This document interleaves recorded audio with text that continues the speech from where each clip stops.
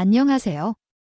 저는 오늘 남성의 얼굴을 보고 결혼 후에 벌어지는 일에 대해 이야기하려고 합니다. 사람들은 잘생긴 얼굴이 몇 년 동안 유지되지 않는다고 말하지만 저는 원래 잘생긴 사람들에게 매료되는 성향이었습니다. 아버지는 코가 뾰족하고 매력적인 외모를 가지고 계셨고 어릴 적에는 마치 공주처럼 대접받은 기억도 있습니다. 우리 집은 가난했지만 어릴 적 아버지가 어린이날에 항상 카우보이 모자를 쓰고 놀이공원에 데려다 주시던 기억은 제게 큰 행복이었습니다. 부모님의 이혼으로 인해 상처를 입었지만 아버지와의 소중한 추억은 항상 저의 마음속에 남아 있었습니다. 그래서 남성을 만날 때 항상 아버지처럼 공주처럼 취급해주는 남성을 찾았던 것 같습니다. 제가 자신있게 잘생긴 남성들에게 선택받고 싶어서 스스로를 꾸미고 다녔습니다. 20대 때 회사에서 받은 월급 중 3분의 1 정도를 옷과 화장품에 썼던 적이 있습니다. 제가 별로 바람둥이나 그런 여성은 아니에요. 저는 의외로 신념을 소중히 여기는 스타일이라서 한 번 남성에게 마음을 주면 진심으로 사랑하게 되는 스타일입니다. 연애 중 항상 상처를 받았고 헤어질 때 남성이 선물해준 것들마저 깔끔하게 돌려주는 스타일입니다. 인간관계는 최대한 단순하게 유지하려고 노력하는 편입니다. 성격이나 아무튼 사연을 들어보시면 아시겠지만 저는 남자들한테 꽤 인기가 많았어요. 제가 좋아하는 남자를 세어보면 항상 2~3명이 주변에 있었는데 그래서 연애가 끝나도 1~2개월 후에 다시 연애를 시작하고 또 연애를 했던 것 같아요. 제 엄마는 그런 제가 걱정이 된다는 것 같았는지 항상 젊을 때 좋은 남자를 만나라고 말씀하셨어요. 하지만 나처럼 살지 말라는 얘기도 많이 했어요. 남자의 외모만으로는 소용이 없어 능력 있는 사람과 결혼해서 행복하게 사는 것이 최고라고 말씀하셨죠. 하지만 난 이쁜 남자를 좋아해. 계속해서 그렇게 살다가는 엄마처럼 될 것 같아서 두렵기도 해. 아빠는 얼굴이 잘생겼고 착하게 살아왔다. 왜냐하면 능력을 통해서 내 몸이 아프게 만드는 걸 보면서 결혼한 것 같아. 20대 때는 이런 이야기가 다 잔소리처럼 들렸어요. 난 진정한 사랑을 믿는 순정파인 것 같아.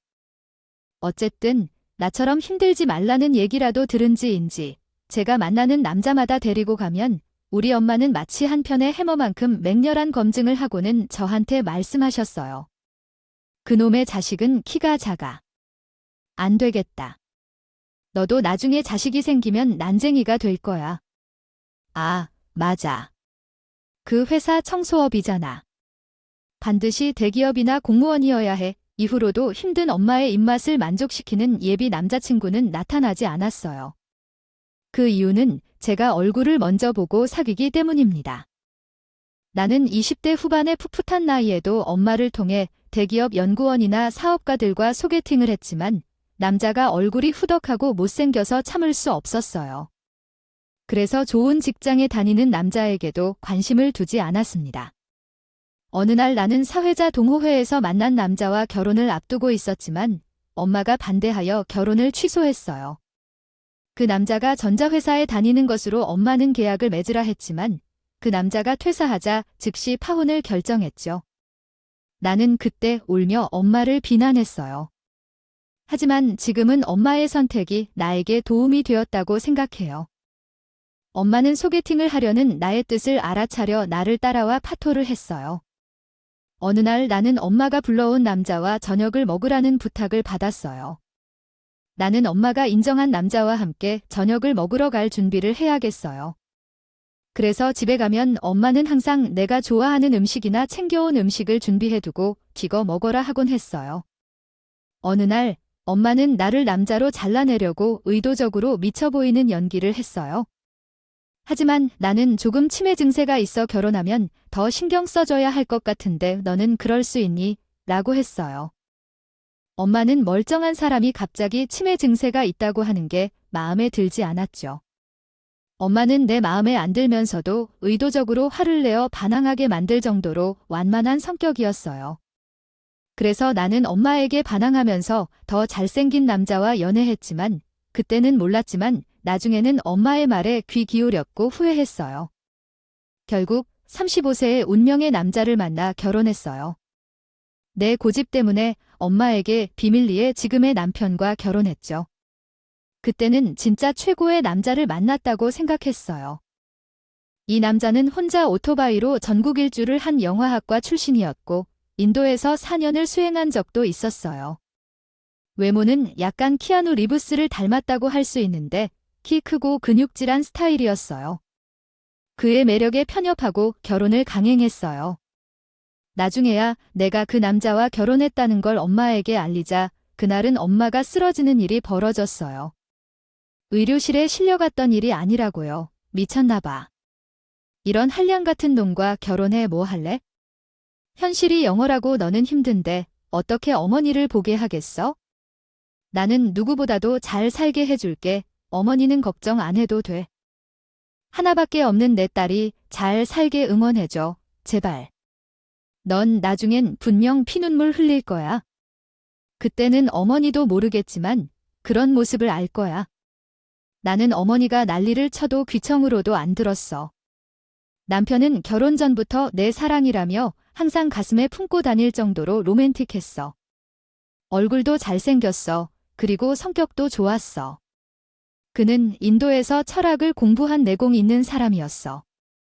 우리 어머니와 남편, 그리고 나는 상견례를 하러 갔던 날 정말로 웃겨서 말이야. 결혼할 집은 마련했지만 옷은 하나도 없는 게 맞아. 장모님은 결혼은 두 영혼의 만남으로 행복은 돈으로 해결할 수 없다고 했어. 두 사람이 하나 되어 마음을 합치면 부유해지니까 혈업이 없는 걸 아는구나. 앞날이 안 보인다고 해도 다 놔두구만. 우리 딸을 곡성시키면 내가 차 내 머리털을 다 뽑아주겠다고 했지. 나는 최선을 다할 거야. 우리는 혼인신고를 했고 남편과 함께 사자하기로 했어. 결국 임신을 하면서 결혼을 했어. 그때까지만 해봤어. 진심으로 세상이 제 것 같았어요. 비록 신혼집은 예전에 혼자 살던 작은 방이었지만 우린 가난해도 행복하게 살자고 다짐했어요. 남편도 저를 너무나 사랑해줘서 우리 부부는 남들처럼 싸워가며 살지 않을 것 같았어요. 그런데 결혼 후에 남편이 조금씩 변해가는 걸 느꼈어요. 결혼 전에 상상했던 것과는 달리 예상치 못한 면이 드러난 것이죠. 첫 번째 충격은 다른 사람을 위해 보증을 해준 일이었어요. 결혼한 지 얼마 지나지 않아 우리 집에 법원에서 온 우편이 도착했어요. 내용을 보니 집이 경매에 올라간다는 내용이었어요. 엄청 놀라서 남편에게 물어봤더니 그는 당황하며 어려운 처지에 있다고 했어요. 보증을 해준 것이라고 해서 나도 모르게 어이가 없었어요. 정말 이럴 줄은 몰랐는데 내가 전적으로 신뢰한 사람이 이런 일을 벌이다니 참 난처했어요. 그리고 또 한 가지 충격은 쌍둥이 임신이었어요. 생각보다 찾아오는 어려움에 많이 힘들었어요. 이렇게 되어버릴 줄 알았으면 좀 더 준비했어야 했는데 지금과 같이 화내는 일은 해결책이 아니라는 걸 깨달았어요. 그래도 무엇보다도 난 이제 더 이상 가만히 있을 수 없다고 느꼈죠. 그래서 주부인 나도 살아가며 더 꾸미고자 하는 마음이 들어 더 노력하게 되었어요. 어떻게든 이 어려운 상황을 극복하고 내 아이들에게 좋은 미래를 줄 수 있도록 더 힘내야겠어요. 남편의 말이 정말로 내 감정을 상하게 했어요. 곧 아이들이 태어나게 될 텐데 왜 남편은 길가에 앉아 무심히 지낼까요? 그때 그런 생각만 들었어요. 하지만 일단 상황이 벌어진 대로 대처해야겠다는 생각이 들었고 남편 명의로 대출을 받아야 한다고 생각했어요. 그래도 남편은 직장에 다니니까 대출이 해결될 거라고 생각했지만 은행에 갔더니 예상치 못한 사실을 듣게 되었어요. 죄송하지만 대출이 어려울 것 같아요. 단지 10만 원만 빌려도 어떻게 할 것인가요? 라는 대답에 깜짝 놀랐어요. 7등급이라고요. 근데 남편은 직장에 다니길래요. 대출이 안 된다고요? 현재 재직 중인 회사가 없다고 하니 신기하게도 하늘이 무너지는 것 같았습니다. 남편의 신용등급이 7등급이라는 사실은 몰랐지만 제게는 멀쩡하게 회사에 다니고 있다고 해둔 것 같았는데 실상은 회사에 다니지 않는다는 거였어요. 그럼 저 사람은 낮에 뭘 하고 다닐까요? 정말 미스테리했어요. 하지만 제 성격이 침착해서 그런 질문을 바로 던지진 않고 저녁에 조용히 물어봤어요. 요즘 회사 일은 어때? 바빠, 그렇게요. 하지만 왜 그걸 물어보는 거지? 어떻게 어려운 게 없나 해서 힘들면 뭘 대신해 줄래? 바쁜데 귀찮게 이것저것 물어보지 좀 마라. 하지만 남편의 행동은 점점 이상해졌어요. 몸에 향수를 뿌리지 않고 명품 구두를 챙기지 않아요. 그 돈이 어디서 나왔는지 모르겠어요. 직장에서 해고당한 것 같지 않게 돈을 펑펑 쓰고 다닐 뿐이에요. 당연히 월급을 가져왔고 집이 경매로 팔릴 뻔한 건 어찌어찌 막았지만 남편이 뭘 하고 다닐지 불안해요. 혹시 놈의 자식이 사기를 치고 다닐 거 아니야? 저는 답답해서 엄마에게 털어놓았어요. 그랬더니 엄마가 정말 이년아, 너 딱 보면 몰라 팔 것 같다. 앞으로 어떻게 할 거냐? 라고 말했어요. 우리 자기는 나만 알아주라고 생각하는데 바람은 무슨 이유야? 요즘 남편은 몇 시에 들어오나요? 밤에 늦게 들어오기도 하고 새벽에 들어오기도 해요. 그 시간까지 뭐 했을 것 같아? 아니야, 그럴 리 없어. 엄마가 아빠 바람 적는 방법 알려줄까? 새벽에 들어온 날 자고 있을 때, 바지를 살짝 들썩거렸을 때 100% 그래? 하지만 남편은 그럴 리가 없다고 생각해서 속옷을 안 까보았어요. 남편이 나와의 관계를 피하는 것을 의아해했고 어머니의 충고대로 행동했지만 속옷이 뒤집혀오는 일이 자주 일어나서 거의 반의 시간을 생각했어요. 그때는 거의 막달이 되었고 아이가 유산될까 봐 겁이 나서 소리도 지를 수 없어서 혼자서 고통스럽게 울던 기억이 나요. 낳는 날에도 남편은 병원에 오지 않았어요. 마음이 너무 서러워서 혼자서 울었던 기억이 나네요. 아이를 낳은 뒤에도 남편은 도와주지 않고 지방으로 출장을 떠나자 혼자서 힘들었어요. 남편이 도와달라고 해도 아주머니를 한 사람 보내주더군요. 계속 남편이 돌아오지 않고 퇴근하고 그런 일이 반복되었어요. 아주머니의 도움으로 육아를 어떻게든 버텨냈는데 매번 혀를 차는 것을 눈치챌 수 있었어요. 혀를 차는 아주머니에게 도대체 왜 그러세요? 계속 힘든 상황에서 혼자 육아를 하다 보니 점점 안타까운 일들이 많이 생겼어요. 그러나 사람들은 착해요. 정말 안타까워요. 왜 그런 얘기를 해? 뭐야? 말해보세요. 아마 우리 남편과 관련된 얘기겠죠. 그렇군요. 그러나 이것은 평범한 이야기가 아니었습니다. 그날 아주머니는 말이 많이 없어서 술 한 병과 안주를 차리고 함께 술을 마셨습니다. 아주머니가 술을 좋아하는 걸 알고 일부러 그렇게 준비했던 거겠죠. 아주머니는 술을 마시며 말이 맑아지더니 진실을 털어놓았습니다. 바깥에서는 요새 잘 오실 때가 없고 새벽에 들어오십니다. 그 이유를 알고 싶었는데 아마 바람을 피우는 것 같다고 합니다. 하지만 이보다 더 복잡한 사정이 있어 제가 여기에 온 것과도 관련이 있는 것 같아서 주소를 알려주겠다고 했습니다. 그래서 제가 알려준 주소를 토대로 남편이 있는 곳으로 향했습니다. 그리하여 도착한 곳은 강남구 청담동에 있는 어떤 인력 파견 회사였습니다. 거기서 일하기 위해 왔는데 이곳에서 남편이 어떤 역할을 하는지 몰랐습니다. 그래서 아주머니가 알려준 주소를 따라갔더니 문을 열어주는 비서가 나타나더군요. 그 비서를 따라 들어가니 줄무늬 정장을 입은 남자가 다가왔습니다. 그 남자가 곧 내 남편이었습니다. 남편은 그 회사에서 영업이사로 일하고 있는 것 같았습니다. 저를 보고서 다음과 같이 이야기했습니다. 깜짝 놀랐다. 여기서 뭐 하는 거지? 나 일하고 있잖아. 이사 간 건데 여기서 일하는 건가? 은행의 등급 7인 무지개로 알려진 나에 대해 몰래 조사했나 봐. 돈 많은 사람들은 사대보험 안 듣는데 왜 여기 왔지? 문이 열리니 두꺼비 모양의 여자가 들어왔어. 목이 5겹처럼 두꺼웠고 진주 목걸이 찬 강남 복부인처럼 생겼어.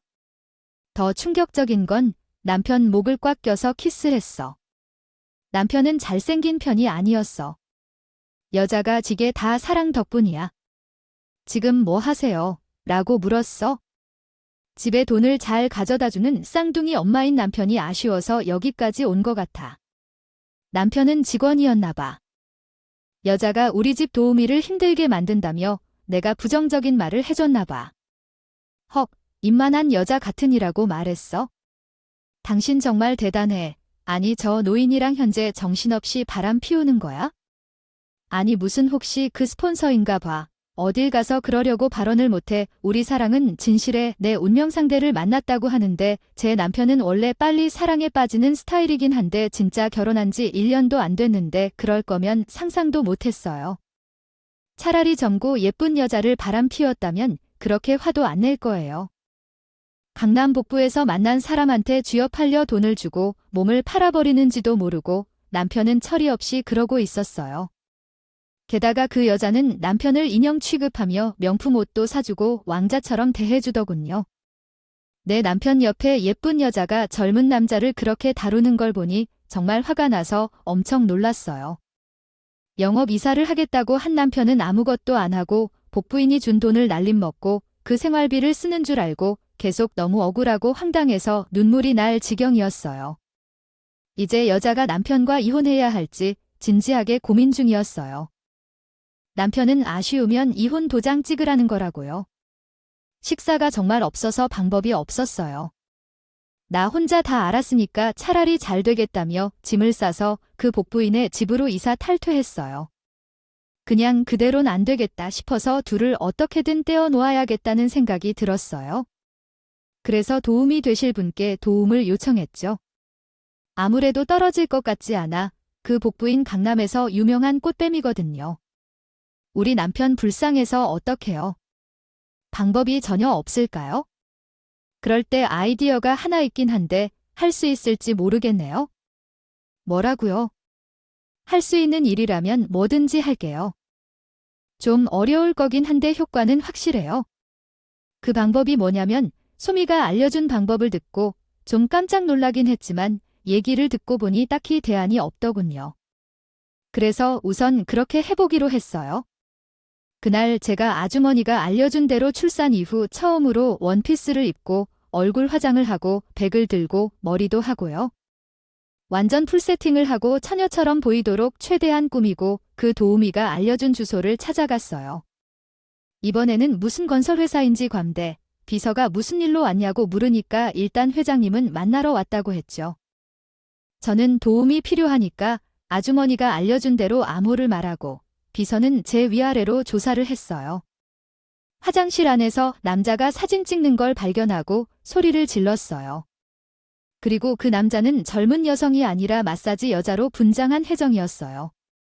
혜정은 왜 남자를 향해 사진을 찍고 있는지 설명했어요. 하지만 회장은 혜정을 욕하며 혜정을 쫓아내려 했어요.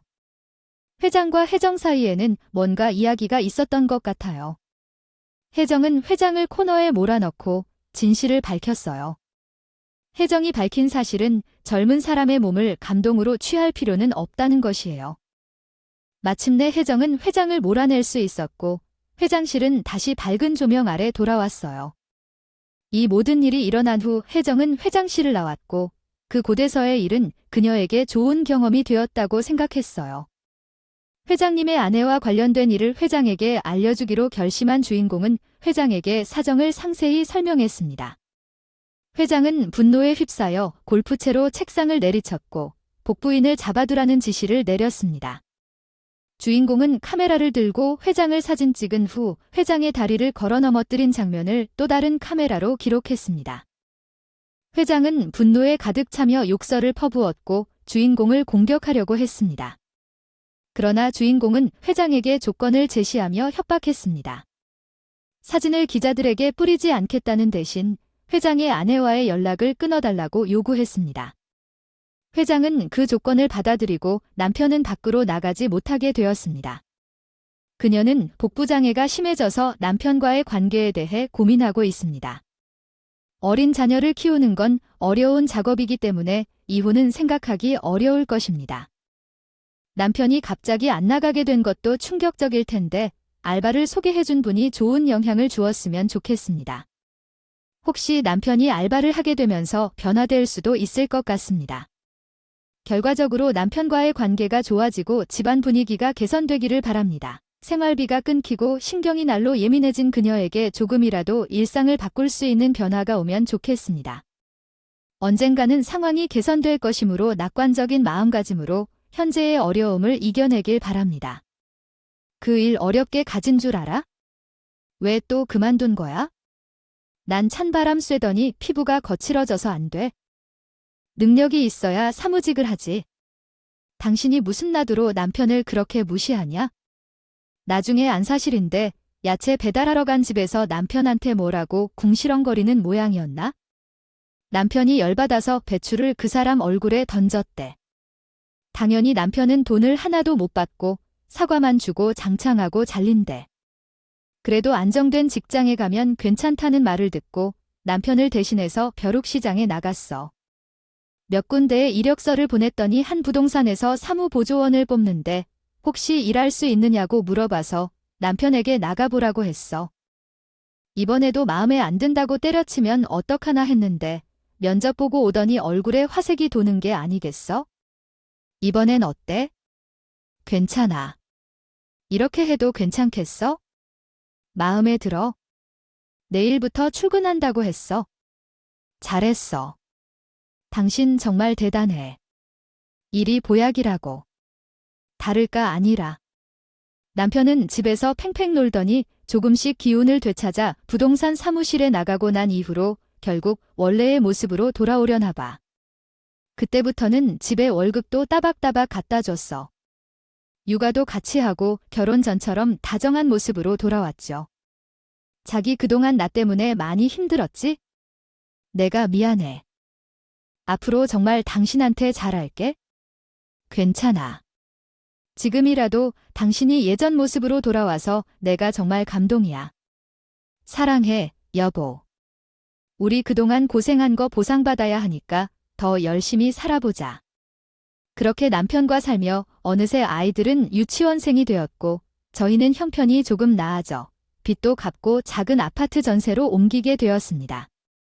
제가 생각했던 결혼 생활은 아니었지만 남편이 철이 들어 가장 노릇을 한다는 것만으로도 감지덕지였죠. 남편은 부동산 중개원으로 돈을 벌기 시작하더니 사장과 공동명의로 된 부동산을 하나 차려서 자리를 잡았어요. 양평에 전원주택을 분양하는 사업이 잘 되어서 마침내 아파트 한 채 살 돈까지 모으게 되었죠. 가정적으로 바뀐 남편은 아이들 유치원을 등하원시키는 것도 모두 도맡아서 했어요. 월급날이 되면 아이들 하원을 시킬 때 밤늦게 아이들이 좋아하는 치킨이나 피자 같은 걸 먹는 외식을 갖고 돌아오기도 했죠. 그날은 저의 유일한 육아 해방데이이기도 했어요. 자기 그동안 너무 힘들었으니까 한 달에 한 번은 쉬어 친구들 만나서 술도 마시고 맛있는 것도 먹고 애들은 오늘 하루 내가 돌볼게. 정말 고마워. 당신 덕분에 나 진짜 스트레스 제대로 못 풀었거든. 전 남편의 깊은 배려에 감사했던 힘이었습니다. 아이들과 함께 외식을 즐기고 돌아오는 것도 기뻤고 하지만 남편이 내 명의로 아파트와 자동차를 사는 것이 이상했습니다. 세금 문제 때문이라고 하긴 했지만 매달 주는 용돈 외에는 돈에 손도 못 대게 하였습니다. 어떻게든 제가 돈을 벌어들이고 있으니 경제적 결정에도 참여해야 한다고 주장했더니 남편은 믿거나 맡기기를 바랐습니다. 그 뜻이 우리 아이들의 미래를 위한 것이었습니다. 이를 알고 감동을 받았으나 집에 도착한 날 환희라는 뜻밖의 손님이 찾아오게 되었습니다. 설정된 글을 읽으니 이런 내용이 적혀 있었습니다. 환갑을 맞은 공주님을 위해서 나는 환갑이라며 떠들어댔다. 그러던 중 배달 기사가 다시 왔으며 주소가 잘못되어 다시 가져가야 한다고 했다. 아, 그래 하고 주소를 알려주고 돌아섰다. 하지만 이상한 느낌이 들어 기사에게 주소를 어디인지 물었더니 남편의 소유지라고 대답했다. 이상해서 남편의 동업자인 60세 이상의 부동산 여사장을 만나러 갔다. 어떻게 된 일인가요? 이런 곳에서 뭘 하는 건가요? 라며 물었을 때 남편이 수상스러워서 그랬다고 답했다. 혹시 남편이 다른 여자를 만나는 건 아닐까요? 남편이 바람을 피워그라며 물어봤을 때 증거는 없지만 그래서 환갑을 맞은 공주님이 화환을 준 적이 있다고 말했다. 최근에 재미있는 문구를 많이 사용하는데 우리 거래처 손님 중 누군가가 분양집에 화환을 보낼 것으로 보인다. 동업자 사장의 말을 믿고 집으로 돌아왔지만 몇 일 후 이상한 점을 발견했다. 남편의 차를 몰고 마트에 갔을 때 차 안에서 여자 귀걸이를 발견했다. 그런데 차와 여자 귀걸이가 너무 다르기 때문에 이상하게 느껴졌다. 함께 맞춰지는 퍼즐처럼 이상한 일이 있었다. 남편이 바람 피웠던 사실을 알아낸 지금 여자는 혼란스러웠습니다. 성긴 여자가 술자리에서 남편에게 인사를 한 것으로 기억하고 있었고 남편이 자주 왕래하던 분양업자 중 한 사람이 떠올라 확신에 찬 남편을 돕기로 결정했다. 남편의 동업자를 찾아가 남편이 바람핀 사람이 누구인지 알아냈다. 현장에 도착한 여자는 남편에게 전화를 걸었지만 받지 않았고 문은 잠겨 있었다. 이상한 여자 소리와 함께 남편이 문을 열었을 때 그는 러닝 셔츠를 입고 숨을 가다듬고 있었다. 당신은 무슨 일인가요? 이해가 되지 않습니다. 사랑하는 사람과 함께 행복한 시간을 보내세요. 먹으러 갔다 즐겁게 시간을 보내고 있던데 큰 애가 표정이 별로 안 좋은 거야? 그래서 나는 왜 그런지 물었지? 오늘 왜 엄마가 가진 게 싫냐고. 아니, 그건 아니야. 이모를 보고 싶어서 그래? 이모. 어떤 이모? 안 그래, 그저 엄마가 오면 좋아하니 딴소리하고 있어. 나도 이모를 보고 싶어. 이모. 이모. 무슨 소리야? 너 우리와 일하는 사장 얘기하고 싶은 거겠지? 아이들도 가끔 봤으니까 나는 그때는 몰랐다고 해서 넘어갔지만 어쩌다가 깨닫는 게 있더라. 그래서 나는 다음 달에는 남편을 몰래 따라가기로 했어.